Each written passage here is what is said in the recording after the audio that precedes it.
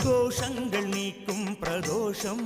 சிவன் நஞ்சுண்டதால் வந்த நேரம் நாம் செய்த தீவினைகள் யாவும் அந்த பிறை சூடன் அருளாலே தீரும் நாரனின் விடையாக நந்தியின் கொம்பிடையில் சிவனாடும் நேரம் இது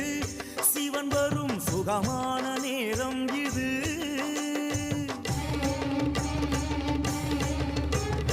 கருணாகரன் சுத்த சிவமானவன் கருணை பொழிகின்ற நேரம் இது வரம் தருகின்ற நேரம் இது